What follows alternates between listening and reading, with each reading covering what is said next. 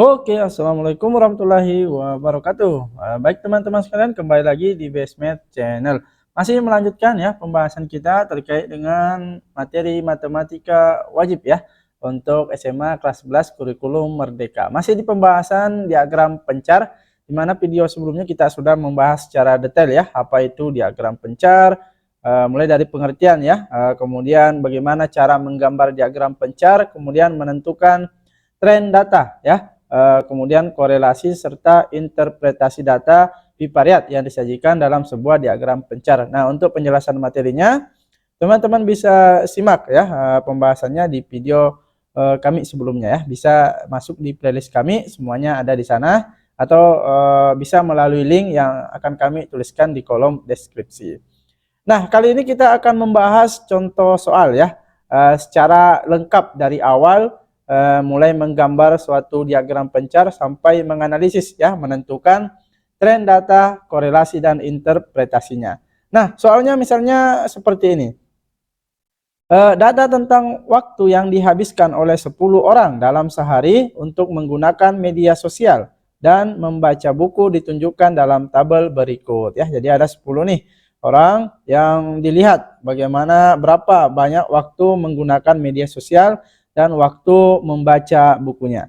Nah, yang jadi pertanyaan di sini kita bagaimana gambar diagram pencarnya, kemudian bagaimana tren data dari diagram yang sudah dibuat nanti, kemudian bagaimana korelasi antara waktu untuk menggunakan media sosial dan membaca buku, serta yang terakhir bagaimana pengaruh waktu menggunakan media sosial terhadap waktu membaca buku. Nah, kita langsung ke pertanyaan pertama dulu ya. Gambarkan diagram pencar data tersebut. Bukan pertanyaan ya, perintah. Oke, masih ingat nggak bagaimana langkah-langkah untuk menggambar suatu diagram pencar? Nah, yang pertama menentukan variabel bebasnya dulu ya, dan variabel terikatnya untuk sumbu X dan sumbu Y. Berarti variabel bebasnya itu nanti merupakan data di sumbu X dan variabel terikat data di sumbu Y. Nah, sekarang dari data yang ada nih ya, ada waktu menggunakan media sosial dan ada waktu membaca buku. Yang mana kira-kira sebagai variabel bebas dan sebagai variabel terikat? Ingat, variabel bebas dan variabel terikat itu bisa kita katakan sebagai hubungan sebab akibat ya, di mana variabel bebasnya sebagai sebab, akibatnya sebagai variabel terikat. Nah, dari dua data yang ada nih, variabel yang ada, yang manakah yang mempengaruhi variabel yang satunya? Apakah waktu menggunakan media sosial akan mempengaruhi waktu membaca buku, ataukah sebaliknya, waktu membaca buku akan mempengaruhi penggunaan media sosial? Nah, tentu di sini dalam hal ini kita lihat yang jadi sebab yaitu waktu menggunakan media sosial ya, yang mana nantinya akan mengganggu nih ya, akan mengakibatkan waktu membaca buku kita itu seperti apa ya. Jadi yang berpengaruh di sini adalah waktu menggunakan media sosial, sehingga kita katakan variabel bebasnya yaitu waktu menggunakan media sosial, karena ini akan mempengaruhi ya waktu membaca buku kita ya, gitu ya. Oke, sehingga di sini kita tulis variabel bebasnya yaitu waktu menggunakan media sosial, sehingga secara otomatis variabel terikatnya pasti waktu membaca buku, gitu ya. Nah, ini yang paling penting ya, yang perlu teman-teman ingat dalam menggambar suatu diagram pencar, harus bisa ya membedakan yang mana variabel bebas, yang mana variabel terikat. Karena kalau ini salah, jelas semua apa yang kita lakukan nanti, mulai menggambar diagram, kemudian menganalisis tren, korelasi, dan interpretasinya, semuanya pasti akan salah, gitu ya. Nah, kemudian langkah yang kedua apa? Yang kedua yaitu membuat sumbu mendatar sebagai sumbu X dan sumbu tegak sebagai sumbu Y. Nah, bagusnya teman-teman bisa menggunakan buku kotak-kotak ya, sehingga tinggal kita menarik garisnya saja ya. Sumbu mendatar, berarti anggaplah di sini ada sebagai sumbu X ya, kemudian yang ini sebagai sumbu Y. Nah, itu yang kedua, gitu ya. Untuk langkah pertama dan langkah kedua. Selanjutnya, jangan lupa kasih keterangan nih. Ya, tadi kan sudah dianalisis ya, yang variabel bebas yaitu waktu menggunakan media sosial, yaitu data pada sumbu X, sehingga pada sumbu X ini merupakan data mengenai waktu menggunakan media sosial. Dan di sumbu Y yaitu sebagai variabel terikat, yaitu data mengenai waktu membaca buku. Keduanya dalam apalagi istilahnya keterangan jam ya, berapa jam gitu ya. Oke. Kemudian lanjut langkah yang ketiga. Apa nih langkah yang ketiga? Nah, kita membagi kedua sumbu dengan skala yang sama ya. Nah, kalau menggunakan buku kotak-kotak, di sini sudah ada nih skalanya ya. Jarak-jaraknya ini sudah ada. Maka itulah yang dikenal sebagai skala pada sumbu ya. Sehingga jika kita menggunakan buku kotak-kotak sudah ada tuh ya skalanya. Oke, jelas? Itu yang langkah yang ketiga. Kemudian langkah yang keempat, tidak membagi skala angka yang memuat seluruh nilai data pada variabel X dan Y. Gimana tuh? Kita melihat nih data yang ada pada tabel. Yang di sumbu X dulu nih, yaitu data mengenai waktu menggunakan media sosial ya. Berarti kita lihat data waktu menggunakan media sosial. Caranya bagaimana membagi skalanya? Kita lihat dulu nilai terkecil ya dan nilai terbesar dari data yang ada. Terkecilnya berapa nih? 4 ya. Di sini juga ada 4 nih. Yang terbesar berapa? Yang terbesar 8. Sehingga untuk menentukan nilai-nilai yang ada pada sumbu X ini, kita minimal mengambil beberapa nilai di bawah data terkecil dan beberapa nilai di atas data terbesar ya. Yang jelas 4 dan 8 ini harus masuk dalam skala yang ada. Sehingga bisa kita tuliskan nih di sumbu X, bisa kita ambil dari 3 dulu ya, biar tidak terlalu kejauhan gitu ya. Nah, jadi kita ambil 3, 4, 5, 6, 7, 8, 9. Ini memuat data terkecil dan data terbesarnya. Data terkecilnya kan 4 nih ya, 4 masuk, 8 juga masuk. Gitu ya, dengan skala yang sama, yaitu maksudnya jarak antara data pertama dan data kedua, data ketiga dan seterusnya semuanya sama. Ini kan selisih 1 semua ya. Oke, sip. Kemudian data di sumbu Y merupakan data waktu membaca buku ya. Nah, berarti data waktu membaca buku kita lihat juga, lihat nilai terkecil dan nilai terbesarnya. Terkecilnya di sini 1, terbesarnya 3. Sehingga di sumbu Y bisa kita ambil data sesuai saja ya. Nah, 1, 2, 3. Enggak apa-apa. Artinya kan tetap masuk semuanya. Gitu ya. Oke, skalanya sudah ada. Tinggal yang terakhir ya. Langkah yang kelima, menggambar pasangan titik-titik pada bidang kartesius ya, yaitu data pada variabel bebas dan variabel terikat. Data pertama dulu, pasangan yang pertama nih untuk nama A ya, si A gitu ya. Di sini kan nama orang nih. Di sini pakai inisial.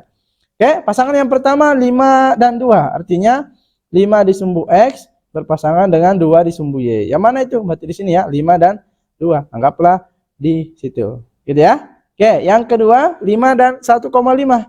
Berarti anggaplah di sini ya. Nah, ini bisa dikira-kira saja, tidak perlu terlalu tepat ya. Kemudian apalagi pasangan yang ketiga 6 dan 2. 6 dan 2 berarti 6-nya di sini, 2-nya di sana. Berarti di situ ya titiknya. Kemudian yang keempat ada 4,3. Berarti sumbu X-nya 4, sumbu Y-nya 3. Berarti di sini ya. Kemudian 7,2 nih. Berarti 7 dan 2. Berarti di situ ya. Kemudian 6 dan 1,5 berarti 6 dan 1,5 ya. Anggaplah di situ. Kemudian 7,1. 7,1 berarti di mana? Di sini 7 dan 1 ya. Yang selanjutnya 8,1 berarti 8 dan 1 di sumbu Y, anggaplah di situ. Kemudian ada 4 dan 2 nih ya. 4 jam menggunakan media sosial, 2 jam membaca buku. Itu di mana? Nah, di sini dan di situ ya. Berarti di sini titik koordinatnya. Yang terakhir 5,2,5. Berarti di sumbu X-nya 5, di sumbu Y-nya 2,5. Nah, di sini. Oke, semua pasangan ya, variabel X dan Y sudah kita gambarkan dalam bidang kartesius, maka itulah diagram pencarnya ya. Jadi untuk pertanyaan pertama, opsi yang pertama, menggambar diagram pencar sudah kita selesaikan ya. Maka inilah diagram pencar dari data yang ada ya mengenai waktu menggunakan media sosial, kemudian waktu membaca buku. Jelas ya? Oke, sip. Kemudian yang berikutnya setelah kita dapatkan gambarnya, kita mau menganalisis nih ya. Pertanyaan yang kedua. Pertanyaan yang B, C, dan D.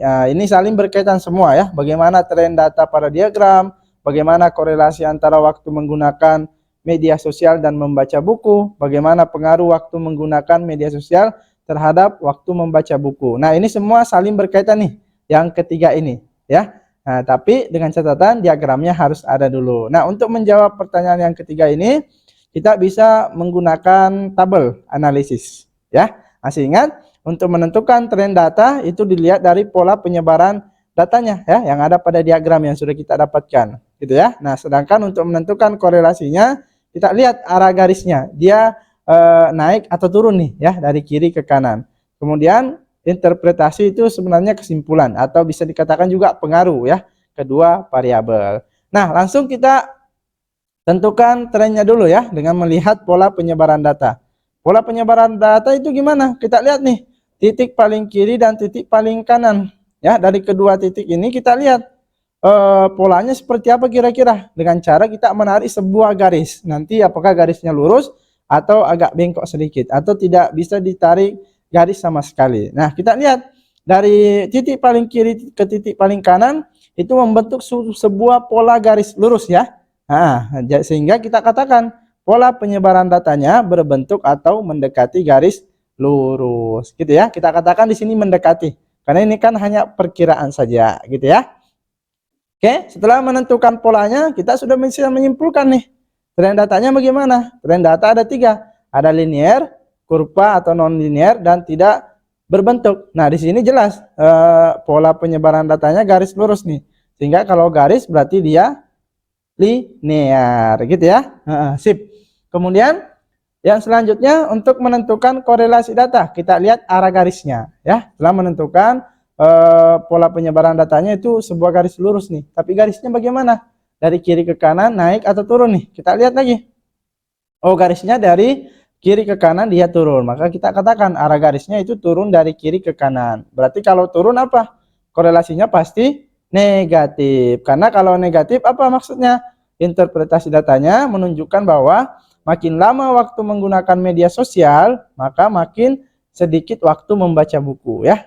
Makin meningkat nih nilai di sumbu X-nya, maka makin menurun nilai di sumbu Y-nya, maka dia dikatakan negatif ya. Nah, kapan dikatakan positif? Apabila keduanya sama ya. Kalau sumbu X-nya naik, maka sumbu Y-nya juga naik, baru dikatakan dia positif. Arahnya harus naik kalau positif ya. Oke, jelas? Sehingga dari sini kita bisa menjawab nih pertanyaan B, C, dan D.